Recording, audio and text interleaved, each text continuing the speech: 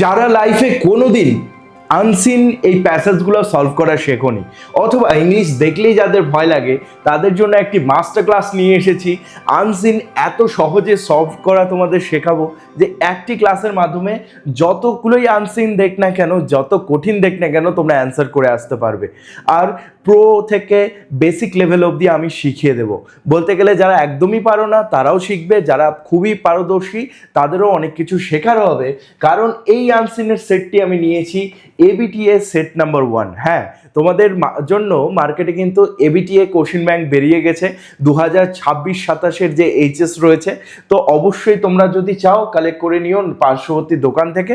এবং আজকের আমরা এবিটিএ সেট 1-এর ইংলিশ সেই আনসিন সলভ করতে চলেছি। চলো একসঙ্গে করি। এবার যারা প্রো লেভেলের থাকে তারা কি করে, লাইন বাই লাইন কিন্তু এই আনসিনটির মানে বোঝে, কিন্তু যারা বেসিক তারা তো জানে না, মানে বুঝতে পারে না। তো যারা বেসিক রয়েছে তাদের জন্য অবশ্যই বলবো। এবার আমরা প্রথমে বাংলা মানেটি বলে নিই, যেহেতু আমি এখানে রয়েছি। পরীক্ষার হলে তো বাংলা মানে বলার জন্য কেউ থাকবে না।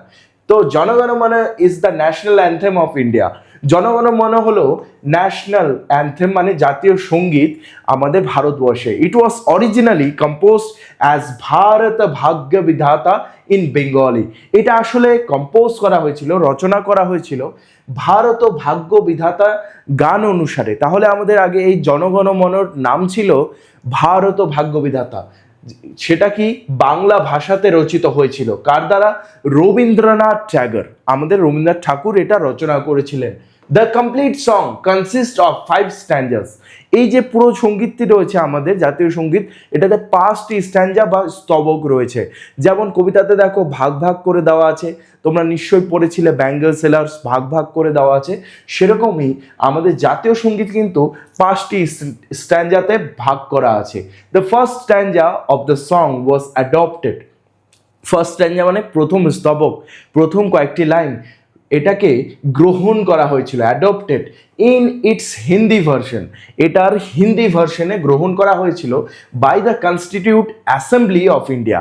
আমাদের যে ভারতবর্ষের গণ অধিবেশন অথবা বিশেষ বিশেষ নেতাদের দ্বারা এটাকে গ্রহণ করা হয়েছিল অ্যাজ দ্য ন্যাশনাল অ্যান্থেম, একটি জাতীয় সঙ্গীত হিসেবে। তাহলে আমাদের জনগণ এই সঙ্গীতটি যে গাওয়া হয় প্রথমের দিকে একদমই ছোট ছিল, প্রথমের দিকে শুধুমাত্র কয়েকটি লাইন গাওয়া হতো। কবে সেটা গ্রহণ করা হয়েছিল?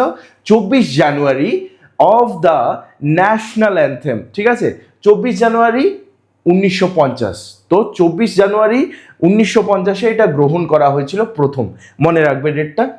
ইট was first sung on December 27, 1911 at Kolkata session. Sung মানে কি? গান করা। এটা প্রথম গাওয়া হয়, দেখো গ্রহণ করা হয় 1950 সালে, কিন্তু গ্রহণের আগেই এটাকে গাওয়া হয়। কখন? ডিসেম্বরের 27 তারিখ 1911-তে। তাহলে গ্রহণ পরে হয়, কিন্তু এটাকে গাওয়া হয়েছিল 1911-তে। কোথায়? কলকাতা সেশন। কলকাতাতে একটা মিটিং হয়েছিল, সেশন মানে meeting, of the Indian National Congress. Indian national কংগ্রেসের, ইন্ডিয়ান জাতীয় কংগ্রেস দলের লোকেরা সেখানে প্রথম গান করেছিল এটা। ফুল version of the national anthem takes nearly 52 seconds to complete. এই যে আমরা এখন জনগণ মন এই সঙ্গীতটি করি, জাতীয় সঙ্গীত আমাদের, সেটা পূর্ণ করতে আইডিয়ালি আদর্শভাবে 52 সেকেন্ড লাগে। তারপর the song Bande Mataram composed in Sanskrit. তাহলে বন্দে মাতরম এই যে গানটি রয়েছে আমাদের, যেটি লিখেছে কে? বঙ্কিমচন্দ্র চ্যাটার্জি। ঠিক না?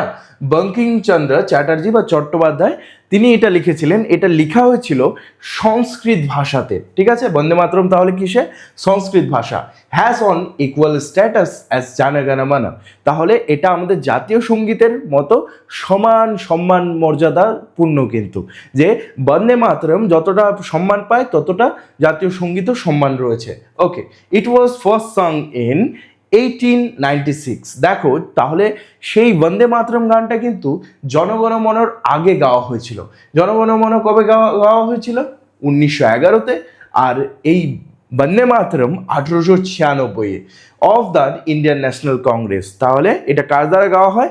ইন্ডিয়ান ন্যাশনাল কংগ্রেসের দ্বারা। ইট ওয়াজ সোর্স অফ ইন্সপিরেশন। এটা ছিল একটা সেই বলতে গেলে ইন্সপিরেশন দিত, মোটিভেশন দিত to the people in the struggle for freedom, যারা স্বাধীনতা যোদ্ধা ছিল তাদের জন্য এটা কিন্তু মোটিভেশনের কাজ করতো। তাহলে আজকে আমরা এটার পুরো মানে বুঝে গেলাম। এবার আমার কাছে তুমি আনসিন করতে এসেছো, আমি দেখো তোমাদের জন্য কত সুন্দর করে এখানে তৈরি করেছি স্লাইডগুলোকে, বা সাইডে দিয়ে রেখেছি তোমাদের পুরো সোর্স ম্যাটেরিয়ালটা যেখান থেকে খুঁজে খুঁজে লিখতে হবে, আর ডান দিকে এমসিকিউ। এবার যারা একদমই জানো না, আনসিন কোনোদিন করনি, তোমাদের সামনে চলে আসলো কোশ্চেন। আচ্ছা, কমপ্লিট সঙ্গে কতগুলো স্ট্যান্ডা আছে? স্ট্যান্ডা বলছে 2 স্ট্যান্ডা, 3 স্ট্যান্ডা, 5 স্ট্যান্ডা, 6 স্ট্যান্ডা। স্যার স্ট্যান্ডা আমি বুঝি না, কোনোদিন আমি স্ট্যান্ডা মানে জানি না। তাহলে খোঁজার চেষ্টা করো, প্রথম লাইনে কোনো স্ট্যান্ডা আছে? নেই। তারপরটাতে নেই, তারপরটা এই যে স্যার এখানে পেয়েছি 5টা স্ট্যান্ডা আছে, 5 স্ট্যান্ডাস। তাহলে স্যার বি নাম্বারটা হয়ে গেল অ্যান্সার, কারণ 5 স্ট্যান্ডাস খুঁজে পেয়েছি, কারণ এখানে বলে দিয়েছে কমপ্লিট সং। স্যার এখানেও মিলে গেছে, এই যে কমপ্লিট সং কনসিস্ট অফ 5 স্ট্যান্ডাস। তো খুঁজে খুঁজে লিখতে হবে। যারা একদমই কোনোদিন আনসিন করনি, একদমই সোজা মেথড। আচ্ছা, বন্দে মাতরম কোন ভাষায় লেখা হয়েছে? স্যার আমরা বাংলাটা পড়িনি, আমরা কিভাবে খুঁজবো? বন্দে মাতরম কথাটা খুঁজো, কোথায় আছে? এই যে শেষের দিকে আছে বন্দে মাতরম। কম্পোজড ইন কিসে আছে? সংস্কৃত। তাহলে আমাদের অপশনে কি সংস্কৃত আছে? ইয়েস স্যার, সংস্কৃত আছে, তাহলে সংস্কৃত হয়ে গেল কারেক্ট অ্যান্সার। ওকে, এরপরে নেক্সটে আমরা আসি। নেক্সটে রয়েছে the national anthem of India was originally composed as. আমাদের যে জাতীয় সঙ্গীত রয়েছে জনগণ মন, সেটা আসলে রচিত হয়েছিল কোন গান হিসেবে? বন্দে মাতরম। আচ্ছা, জনগণ মনর নাম কি বন্দে মাতরম? একদম সাধারণ জ্ঞান দিয়ে আমরা জানি না, তাই না? সেটা নাম কি ভারত ভাগ্য বিধাতা, নাকি জনগণ মন, নাকি সারে জাহাসে আচ্ছা? সারে জাহাসে আচ্ছা একবারও মেনশন করা হয়নি। তাহলে প্রথমে দেখো, it was originally composed as Bharat Bhagya Bidhata. তাহলে অরিজিনালি কি করে? ভারত ভাগ্য বিধাতা, তাই না? তো সি নাম্বার হয়ে গেল কারেক্ট অ্যান্সার। এরপরে আমরা চলে আসছি ফুল version of the national anthem takes nearly. Sir আমরা একদমই পড়িনি, তাহলে আমরা খুঁজে বের করবো, তাই না? তো দেখো এখানে বলছে সেকেন্ড খুঁজে বের করতে। সেকেন্ড কোথায় আছে কথাটা? এই যে এখানে আছে 52 সেকেন্ডস, 52 সেকেন্ড লাগে। তো 52 সেকেন্ড আছে অ্যান্সার, বাকিগুলো কোনোটাই নেই, কিন্তু যতই খুঁজে নাও বের করতে পারবা না। তো 52 সেকেন্ডটা খুঁজে আমরা পেলাম, তো এটা হয়ে গেল অ্যান্সার। তাহলে তোমরা একটা জিনিস বুঝতে পারলে আনসিন কত সোজা, জাস্ট খুঁজে বের করতে হবে। এবার এরকম এক দুটো কোশ্চেন আসতে পারে যাদের প্রো লেভেলের, এটা ঠিক আছে। এটার বাংলা মানেটা বুঝতে হবে। অ্যাসারশন মানে কি? বক্তৃতা বা বিবৃতি কোনো কিছু বোঝায়, মানে বিশ্লেষণ দিয়েছে। The first stanza of the song was adopted by constituent assembly of India. প্রথম স্তবক গানের গ্রহণ করা হয়েছিল সেই গণ অধিবেশনের দ্বারা, মানে ভারতের গণ অধিবেশনের দ্বারা। তাহলে প্রথম স্তবক গ্রহণ করা হয়েছিল কাদের দ্বারা? ভারতের গণ অধিবেশন বা সেই মহান নেতাদের দ্বারা, ঠিক আছে। কারণ, রিজন মানে কি? রিজন মানে হচ্ছে কারণ, ঠিক আছে। কারণ ফুল version of the national anthem takes nearly 52 seconds to complete. কারণ সেই 52 মানে পুরো গানটা কমপ্লিট হতে 52 সেকেন্ড লাগতো, তার জন্য প্রথম স্ট্যান্ডাটা নেওয়া হয়েছিল। আচ্ছা, এটা কি সত্যি কথা? দেখি তো এখানে কি তাই বলেছে? এরকম তো কোনো কিছু বলেনি, তাই না, যে এইটা প্রথম স্ট্যান্ডাটা নেওয়া হয়েছিল কারণ পুরো গানটা করতে অনেক সময় লাগতো। এটা কি বলা হয়েছে একবারও? না, বলা হয়নি। তাহলে আমি বলতে পারি যে বোথ এ আর আরটা হচ্ছে ট্রু, কিন্তু আরটা সঠিক এক্সপ্লেনেশন নয় এর। মানে কি? রিজনটা মানাচ্ছে না, ঠিক আছে। প্রথম স্ট্যান্ডা নেওয়া হয়েছিল কেন? কারণ রিজনটা মানাচ্ছে না এখানে, ঠিক আছে। রিজনটা মানাচ্ছে না যেহেতু, তার জন্য R is not correct explanation of A. Bande Mataram কিসে কম্পোজ করা হয়েছিল? মানে সংস্কৃতে কম্পোজ করা হয়েছিল কার দ্বারা? আমরা দেখলাম বন্দে মাতরম কোথায় খুঁজে পেয়েছিলাম, বের করো। বন্দে মাতরম কোথায় পেয়েছিলাম? এই যে কম্পোজড ইন সংস্কৃত। কার দ্বারা? বঙ্কিমচন্দ্র চ্যাটার্জি। রবীন্দ্রনাথ ঠাকুর না, ইন্ডিয়ান ন্যাশনাল কংগ্রেসও না, Bankimchandra Chatterjee is the correct answer. Okay, তো হয়ে গেল B number answer. Which is the national anthem of India? ভারতের ন্যাশনাল অ্যান্থেম কি? আচ্ছা, তোমরা দেখবে অনেক সময় কি হয় যে স্যার অনেকগুলো কোশ্চেন পেরিয়ে আসলাম, তার মানে নিচের দিকেই থাকবে, ওপরে থাকবে না। কিন্তু এই লাইনটি দেওয়া হয়েছে প্রথম লাইন থেকে, জনগণ মন is the national anthem of India, প্রথম লাইন থেকেই দিয়ে দিয়েছে। হুইচটা কোথায়, হুইচের জায়গায় জনগণ মন বসায় দাও, বাকি যা আছে সব একই আছে, কিন্তু দেখে নাও প্রথম লাইনটা, তাহলে জনগণ মন হয়ে যাবে কারেক্ট অ্যান্সার। স্যার আমরা ভারত ভাগ্য বিধাতাও তো বলতে পারি, কারণ জনগণ মনের আসল নাম তো ভারত ভাগ্য বিধাতাই ছিল, কিন্তু ভারত ভাগ্য বিধাতা আসলে ওয়াজ ছিল, ওয়াজ, ঠিক আছে, ওয়াজ মানে ছিল, আর ইজ মানে কি আছে। আমাদের বর্তমান সেই জাতীয় সঙ্গীতের নাম কি আছে, জনগণ মন, ভারত ভাগ্য বিধাতা আগে ছিল, ঠিক আছে। তো এটাই হয়ে গেল ডিফারেন্স। এবার ওয়েন ওয়াজ জনগণ মন ফার্স্ট সং, কবে প্রথম এটাকে গাওয়া হয়েছিল? আচ্ছা, গ্রহণ করা হয়েছিল কবে? গ্রহণ করা হয়েছিল 24 জানুয়ারি 1950। এখানে কিন্তু গাওয়ার কথা বলেনি, গাওয়াটা মানে হচ্ছে সাং, এই পরের লাইনটাতে দেখো সাং। আচ্ছা, সাং কথাটা আছে, ইয়েস সং কথাটা আছে, তবে কবে করা হয়েছিল? ডিসেম্বর 27, 1911। দেখি তো আছে কিনা, ডিসেম্বর 27, 1911। তো বি নাম্বার হয়ে গেল কারেক্ট অ্যান্সার, এগুলো সঠিক নয়। ওকে, এইভাবেই খুঁজে খুঁজে আমাদেরকে বের করতে হবে। তো যারা যারা একদমই আনসিন করনি, যারা যারা টেনশনে আছো, অনেকে আমাকে ফোন করে বলেছে যে স্যার আনসিন কি করে করব, আনসিন কি করে কমন নিয়ে আসবো। আনসিন কমন নিয়ে আসাটা তোমাকে কেউ যদি বলছে যে এখান থেকেই আসবে, তাহলে সে তোমাকে মিথ্যে কথা বলছে। যে কোনো টিচার হোক বা যেই হোক না কেন, যে কোনো বন্ধুবান্ধব হোক, বোর্ডের মেম্বার ছাড়া যদি তারাই কোশ্চিনপত্র বানাচ্ছে আলাদা ব্যাপার। তো আনসিন কমন নিয়ে আসাটা প্রায় 99% ইম্পসিবলের ক্ষেত্রে, কিন্তু আনসিন শেখাটা অ্যান্ড প্র্যাকটিস করাটা আর সেটাকে সোজা বানিয়ে নেওয়াটা 100% সেটাকে আমরা অ্যাচিভ করতে পারি। তাই আমাদের এই চ্যানেলে কিন্তু তুমি আনসিনে ক্লাসেসগুলি পাবে। আর যার যার মনে হবে আমার কাছে পার্সোনালি পড়ার জন্য, তারা আলফা ব্যাচটি জয়েন করতে পারো মাত্র 199 টাকায়, যেখানে আমি তোমাদেরকে ইংলিশটি পার্সোনালি পড়াবো এই পুরো থার্ড সেমিস্টার 199 টাকায়, ঠিক আছে। The Kolkata session of the Indian National Congress took place on, Kolkata session কত তারিখে হয়েছিল? আচ্ছা, এবার কলকাতা কথাটা খুঁজতে হবে। কলকাতা কোথায় আছে? এই যে এখানে আছে, একবারে নজর পড়ে গেল। কবে হয়েছিল দেখো তো তারিখটা, এই যে এখানে একটাই তারিখ আছে কলকাতার ওইখানে, যে ডিসেম্বর 27, 1911। তাহলে ডিসেম্বর 27, 1911 সি নাম্বারে আছে। আর কোথাও আছে কি 1911? নেই। এটাতে, এটাতে আছে? নেই। এটাতে আছে? নেই। তো এটা হয়ে গেল সি নাম্বার অ্যান্সার। এবার এটার আমরা লাস্ট কোশ্চেনে চলে এসেছি। Which song has equal status as জনগণ মন, কোন গানটির একদমই সমান মর্যাদা রয়েছে জনগণ মনর? ভারত ভাগ্য বিধাতা? না, জনগণ মন যা তাই তো ভারত ভাগ্য বিধাতা অতীতে ছিল। জনগণ মনর সমান যে আমাদের ইকুয়াল স্ট্যাটাস দেওয়া হচ্ছে, সেটা হচ্ছে বন্দে মাতরম, ঠিক আছে। তো বন্দে মাতরম আমরা পড়লাম, এভাবে করলাম অ্যান্সার। দেখবে খুঁজবে লাইনটাকে, একদমই ইজি হয়ে যাবে। এবার চলো আরেকটি কমপ্লিট করে নিই, ঠিক আছে, যাতে তোমাদের প্র্যাকটিসটা ভালো করে হয়ে যায়। আমার ক্লাসে এসেছো, একবারে তোমাকে মাস্টার বানিয়েই ছাড়বো। চলো, বিদ্যাসাগরের আমরা একটা আনসার পেয়ে গেছি, এবিটি এর সেকেন্ড সেট থেকে করে নেবো। কোথা থেকে? এবিটি এর সেকেন্ড ইংলিশ সেট থেকে করে নেবো। যারা যারা এবিটি এ কিনেছো তারা নিশ্চয়ই অনেক মজা পাচ্ছ, যারা যারা কেনোনি তোমরা কিনে নিতে পারো, সমস্ত সাবজেক্টের কিন্তু কোশ্চেন ব্যাংক এটা, ঠিক আছে। Vidyasagar was the man of great charity. Vidyasagar হলো দয়ার সাগর বলা চলে। চ্যারিটি মানে কি? দান। তিনি মহান দানকারী ছিলেন, তিনি দান করতেন। Here is an instance. আচ্ছা, একটি ওয়ার্ড পাওয়া গেল, ইনস্ট্যান্স। ইনস্ট্যান্স মানে কি বলতো? ইনস্ট্যান্স মানে উদাহরণ। আচ্ছা, উদাহরণের ইংলিশ আমরা আরেকটা কি জানি? এক্সাম্পল। তাহলে এক্সাম্পল না বলে তোমরা বলতে পারো let me give you an instance, আমাকে একটা উদাহরণ দিতে দাও, ঠিক আছে। One day on his way home he came across.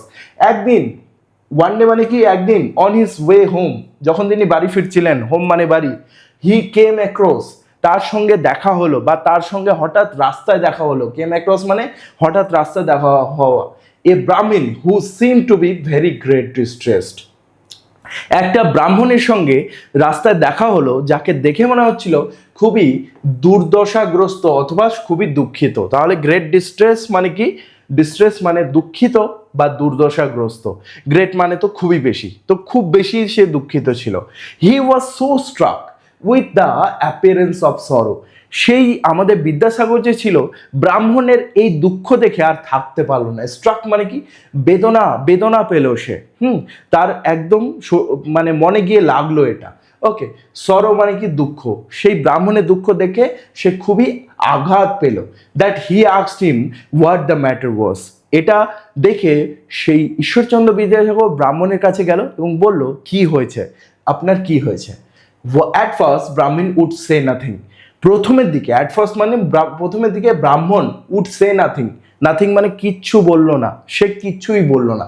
But on being repeatedly, কিন্তু রিপিটেডলি মানে কি, বারবার বারবার জিজ্ঞাসা করাতে, প্রেস মানে কি বলতো, জিজ্ঞাসা করা বা অনুরোধ করা, বারবার অনুরোধ করাতে হি at last said he borrowed some money for his daughter. বড় মানে হচ্ছে ধার করা, বড় মানে বড় নয়, বড় মানে ধার করা।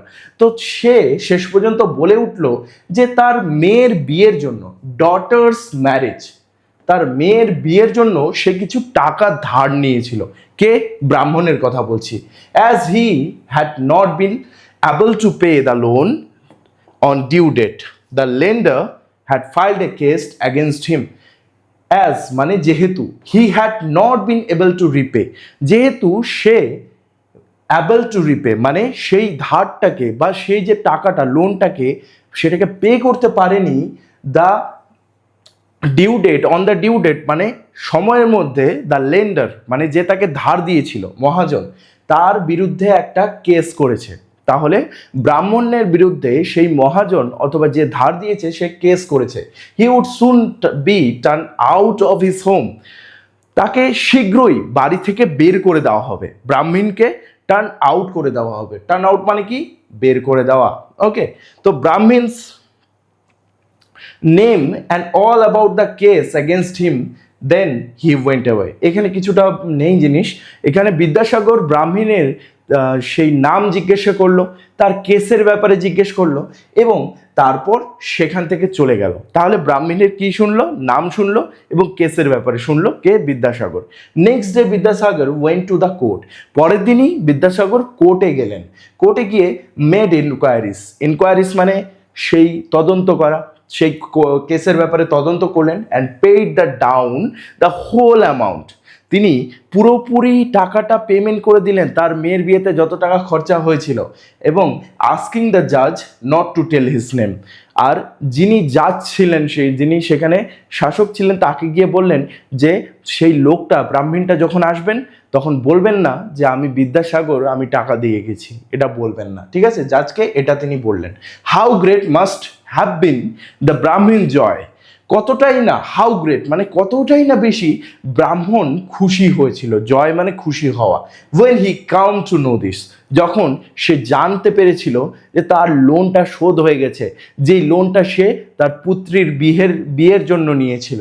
তারপর কি, how he must have blessed unknown benefactor, সে কতটাই না ব্লেস করেছিল। ব্লেস মানে কি, আশীর্বাদ দিয়েছিল সেই অজানা বেনিফ্যাক্টরকে। বেনিফ্যাক্টর কথাটা শুনতে কেমন লাগছে অনেকেই হয়তো জানে না। বেনিফিট কথাটা অনেকেই জানে। বেনিফিট আর বেনিফ্যাক্টর একই জিনিস। যে মানুষ অন্যের উপকার করে বেড়ায় তাকে বলা হয় বেনিফ্যাক্টর। আর বেনিফিট মানে কি, উপকার করা, আমার একটা বেনিফিট করে দে, ঠিক না, বা আমার খুব বেনিফিট হলো এই বিজনেসের মধ্যে, এরকম অনেকেই বলে। তো বেনিফ্যাক্টর মানে যে অন্যের উপকার করে। তো সে কতটাই না আশীর্বাদ দিয়েছিল ব্রাহ্মণ সেই উপকারকারীকে, মানে বিদ্যাসাগরকে। এবার আমরা কোশ্চেন সলভ করে নেব। অনেকেই হয়তো বাংলা মানে জানে না, তাদের জন্য থাকবে ট্রিক্স, আর যারা জানে তাদের জন্য চলো শুরু করি। হু ওয়াজ বিদ্যাসাগর নোন টু বি, বিদ্যাসাগরকে কিভাবে জানা যেত, মানুষ কিভাবে চিনতো? আচ্ছা, রিচ মার্চেন্ট কথাটা রয়েছে কোথাও? আমরা তো পাইনি। রিচ মার্চেন্ট মানে হচ্ছে অনেক বড় ব্যবসায়ী, একদমই না। আচ্ছা, গ্রেট চ্যারিটি প্রথম লাইনেই আমরা পেয়েছি, তাই না? তাহলে চোখ বন্ধ করে এটাকে অ্যান্সার করে দাও। সোলজার মানে একজন যোদ্ধা। জাজ না, জাজ তিনি ছিলেন না, এটা হবে না। চলো, fill in the blanks with correct option. Vidyasagar কার সঙ্গে দেখা হয়েছিল? আচ্ছা, এতটা আমি পড়িয়ে দিলাম, তোমরা তো জেনেই গেলে। কিন্তু 3 নম্বর লাইনে আমরা পেয়ে যাচ্ছি ব্রাহ্মণ। ফার্মারের কোনো উল্লেখ নেই, স্টুডেন্টের কোনো উল্লেখ নেই, ব্রাহ্মণের উল্লেখ আছে, শপকিপারের মানে দোকানদারের কোনো উল্লেখ নেই। তো হয়ে গেল ব্রাহ্মণ। এরপরে কমপ্লিট দ্য ফলোইং সেন্টেন্স, এই জন্য যারা যারা তোমরা হয়তো অনেকেই আছো যে যারা যারা ভাবছো যে স্যার আমরা কিভাবে এইগুলো নোটগুলো মানে আনসিনগুলো তাড়াতাড়ি সলভ করতে পারবো, তার জন্য বাংলা শেখাটা খুবই জরুরি। মানে ইংলিশটাকে ট্রান্সলেট করতে পারলে তুমি খুব সহজেই কিন্তু সেটাকে অ্যান্সার করতে পারবে, আনসিনটাকে তাড়াতাড়ি সলভ করতে পারবে। আর যারা একদমই পারো না তাদের জন্য ওই খুঁজে নেওয়ার ট্রিকটা ইউজ করতে হবে। তো এখানে বলা হয়েছে বিদ্যাসাগর ব্রাহ্মণকে তার ব্যাপারে জিজ্ঞেস করলো, তার যে সে দুঃখী কেন, কারণ কি সে তাকে হেল্প করতে চেয়েছিল, বিদ্যাসাগর সেই ব্রাহ্মণকে হেল্প করতে চেয়েছিল, হতে পারে বিদ্যাসাগর খুবই আগ্রহী ছিল যে শুনবে যে এত দুঃখী কেন, তারপর সেখান থেকে চলে যাবে, এরকম কি হয়েছিল না। তারপর হি নিউ হিম ওয়েল, মানে বিদ্যাসাগর ব্রাহ্মণকে খুব ভালোভাবেই জানতো না। He was order to do so, বিদ্যাসাগরকে এটা উপদেশ দেওয়া হয়েছিল যাও ব্রাহ্মণের দুঃখের কাহিনী শুনে আসো, একদমই না। অ্যাকচুয়ালি ব্রাহ্মণকে বিদ্যাসাগর হেল্প করতে চেয়েছিল। যারা যারা তোমরা ইংলিশ জানো না, হেল্প কথাটা দিয়েই অনেকে বুঝে যাবে যে এটাই অ্যান্সার হবে। হাউ ডিড দ্য ব্রাহ্মণ অ্যাপিয়ার টু দ্য বিদ্যাসাগর, বিদ্যাসাগরের কাছে ব্রাহ্মণকে কেমন দেখাচ্ছিল? ব্রাহ্মণের সঙ্গে যখন বিদ্যাসাগরের দেখা হলো, কেমন দেখাচ্ছিল ব্রাহ্মণকে? খুব খুশি, হ্যাপি, না অ্যাংরি, না ইন গ্রেট ডিস্ট্রেস। আচ্ছা খুঁজি তো গ্রেট ডিস্ট্রেস আছে কিনা। হ্যাঁ, 3 নম্বর লাইনে গ্রেট ডিস্ট্রেস আছে, ইয়েস এটা হতে পারে। এক্সাইটেড মানে খুবই আগ্রহী, না। সি নাম্বারটা হয়ে যাবে কারেক্ট অ্যান্সার। 35 নম্বর, ব্রাহ্মণ বরোড মানি, ব্রাহ্মণ করেছিল টাকা ধার। কেন টাকা ধার করেছিল? জমি কেনার জন্য। আচ্ছা জমি কেনার কথা তো কোথায় পেলাম না, কিন্তু ফর হিজ ডটার ম্যারেজ, এই যে ডটার্স ম্যারেজ কথাটা আমরা খুঁজে পেয়েছি বলে যারা যারা ইংলিশ জানো না বি নাম্বারটা করে দেবে কারেক্ট অ্যান্সার, বাকিগুলো হবে না, কারণ এই 3টে বাকি তোমরা খুঁজেই পাবে না, শুধুমাত্র ডটার্স ম্যারেজ খুঁজে পাবে। হোয়াট ডেঞ্জার ওয়াজ ব্রাহ্মণ ফেসিং, ব্রাহ্মণ কি সেই বিপত্তি সম্মুখীন হয়েছিল? ব্রাহ্মণ কোন বিপদের সম্মুখীন হয়েছিল? ওকে, সে কি তার জমি হারিয়েছিল, লজিং হিজ ল্যান্ড, নাকি being turned out of his home, তাকে নাকি বাড়ি থেকে তাড়িত করে দেওয়া হতো, নাকি লজিং হিজ ফ্যামিলি, সে নিজের ফ্যামিলি হারিয়ে ফেলেছিল, নাকি গোয়িং অ্যাব্রোড, তাকে বিদেশ যেতে হয়েছিল? অ্যাকচুয়ালি তার লোন রিপে না করার জন্য তাকে বাড়ি থেকে তাড়িয়ে দেওয়া হতো বা বাড়ি থেকে বের করে দেওয়া হতো। টার্নড আউট এই কথাটা কোথাও পেয়েছি আমরা? দেখি তো, খুঁজে দেখি। টার্নড আউট, এই যে he would soon be turned out of his home. আচ্ছা এই কথাটা এখানে আছে, turned out of his home, আচ্ছা মিলে গেল একবারে, তো একদমই সোজা। 37 নম্বর, এরপরে what is the meaning of the word benefactor, benefactor কথাটির মানে কি? এবার তোমাদেরকে আমি বললাম যে যারা যারা পারবে না চেষ্টা করবে পার্শ্ববর্তী ওয়ার্ডগুলো খোঁজা, যেমন বেনিফ্যাক্টরের সঙ্গে বেনিফিটের আছে, মিল আছে, যেমন হ্যাপির সঙ্গে হ্যাপিনেসের মিল আছে, তো তোমরা পারবে। এই বেনিফ্যাক্টর দিয়ে কি বোঝায়, বেনিফিট দিয়ে কি উপকারী, তো শত্রু হবে, এনিমি মানে তো শত্রু না। গাইড মানে পথ প্রদর্শক, মানে যে পথ দেখায়, এখানে কি গাইড বোঝাচ্ছে? হ্যাঁ হতে পারে, কিন্তু তার থেকেও ভালো কোনো অপশন আছে? A person who provides help, একটি মানুষ যে সবাইকে হেল্প করে তাকেই তো বলে উপকারী। আর বেনিফিট মানেও মানে উপকার, আর বেনিফ্যাক্টর মানে একটা মানুষ যে সবাইকে হেল্প করে, এটা কিন্তু রিলেটিভ বা আত্মীয় স্বজন নয়। ওকে, সি নাম্বার হয়ে গেল correct answer. What request did Vidyasagar make to the জাজ, বিদ্যাসাগর সেই জাজকে কোন রিকোয়েস্টটা করেছিল? পানিশ দ্য লেন্ডার, মানে যে টাকা ধার দিয়েছে তাকে খুব বড় শাস্তি দাও, না। টু ক্যান্সেল দ্য কেসটাকে বাতিল করে দেওয়ার জন্য, না। Not to tell his name, yes, যে যখন সে আসবে ব্রাহ্মণটা তাকে তার নাম না বলতে, মানে বিদ্যাসাগরের নাম না বলতে, এই যে not to tell his name খুঁজে বের করবা। ওকে, বাকিগুলা যদি খুঁজে বের করতে পারো তো বিশাল ব্যাপার হয়ে যাবে, ঠিক আছে, বাকিগুলো খুঁজেই পাবা না তোমরা। আচ্ছা 39-এ চলে এলাম, স্প্লিট সেন্টেন্স। স্যার আপনি তো স্প্লিট শেখাননি, ঠিক আছে, আপনি আগে শিখিয়েছেন, নতুন করে তো শেখাননি, চলো এবার তোমাদেরকে আনসিনে আমি শিখিয়ে দিচ্ছি একদম ইজিলি। মনে রাখবে স্প্লিটিং সেন্টেন্সে প্রথমে খুঁজবে কোনো WH ওয়ার্ড আছে নাকি, হু, হুইচ, হাউ, ওয়্যার, এগুলো খুঁজবে। যদি এগুলো থাকে ওটাকে সবার আগে কাটবে, যেমন এটাতে হু ছিল, তোমরা হয়তো দেখতে পাওনি, এই যে এটাতে হু আছে। আচ্ছা কোশ্চেনে স্যার হু আছে কি দেখবো প্রথমে। Vidyasagar came across Brahmin who seem to have be in great distress, দেখো হু থাকলেও এই যে হু থাকা জিনিসটা ওটাকে সবার আগে কাটবে, ঠিক আছে। তারপরে স্যার আর কি হতে পারে, এবার ভুলগুলোকে কাটো। আচ্ছা, উপরে কামিং আছে, কেম আছে না? বিদ্যাসাগরের পরে কি আছে? কেম। তো কাটো। আচ্ছা, বিদ্যাসাগরের পরে কেম আছে? হ্যাঁ স্যার আছে। তারপরে অ্যাক্রস? হ্যাঁ আছে। এ ব্রাহ্মণ আছে। তারপরে হু আছে? হু আছে না স্যার, হি আছে। আচ্ছা, হতে পারে। প্রোনাউন বসতে পারে, ঠিক আছে। তারপরে এগুলো মিলিয়ে দেখো তো, সিমড আছে? হ্যাঁ আছে। To be in great distress? হ্যাঁ স্যার আছে। তাহলে বি নাম্বারটা সঠিক হতে পারে, কারণ হুটা হি হয়ে গেছে। হু মানে যে, হি মানে সে। ওকে। আচ্ছা স্যার, ডি নাম্বারটা কেন হলো না? ডি নাম্বারটাও তো সঠিক মনে হচ্ছে দেখে। ব্রাহ্মণ কেম অ্যাক্রস বিদ্যাসাগর। ব্রাহ্মণ নাকি বিদ্যাসাগরের সঙ্গে দেখা হয়েছিল, ব্রাহ্মণ নাকি যাচ্ছিল, বিদ্যাসাগরের সঙ্গে দেখা হয়েছিল, এরকম হয়েছিল না। এখানে আছে বিদ্যাসাগর কেম অ্যাক্রস কোশ্চেনে, আর এখানে আছে ব্রাহ্মণ কেম অ্যাক্রস। কাটো প্রথমে দিই, ঠিক আছে। তো এভাবে হয়ে গেল তোমাদের খুব ইজিলি স্প্লিটিং শেখা। আবার আমি কিন্তু চ্যাপ্টার বাই চ্যাপ্টার সলভ করাবো, কোনো টেনশন নেই। সব থেকে বেস্ট কন্টেন্ট এবং সব থেকে বেস্ট ওয়েতে তোমাদেরকে শেখানো হবে। এরকমভাবে তোমাদেরকে আমি প্রোভাইড করে দিয়েছি পাশে, এবং তোমরা ডিরেক্টলি করতে পারছো, এত ইজিলি করে দিচ্ছি। তোমাদের যদি এই এফোর্টটি ভালো লেগে থাকে, অবশ্যই লাইক এবং কমেন্টে জানাবে, যাতে আমি তোমাদের জন্য আরও বেশি করে ক্লাস নিয়ে আসতে পারি।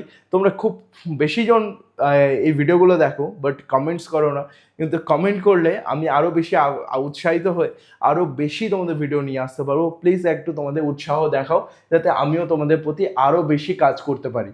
হোয়াট ডিড বিদ্যাসাগর আস্ক ব্রাহ্মণ বিফোর লিভিং? বিদ্যাসাগর ব্রাহ্মণের কাছে কি জিজ্ঞেস করেছিল বেরোনোর আগে বা চলে যাওয়ার আগে? তার বাড়ির অ্যাড্রেস, আসলে তার নাম, আর ডিটেলস অফ দ্য কেস।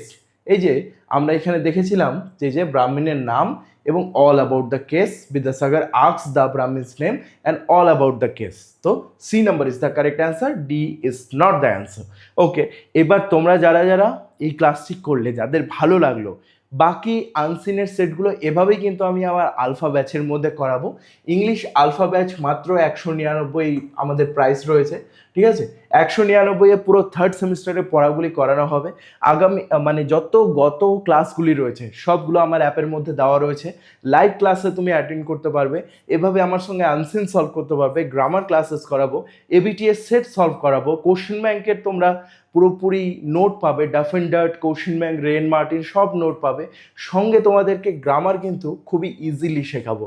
যদি বিশ্বাস না হয়, দ্য নাইট রেনের দেওলির সিনথেসিসের নতুন ভিডিওটা আমার দেখে নিও। এত ইজিলি বুঝিয়েছি, সিনথেসিস যদি নাও পারো খুব সহজে তুমি পারবে।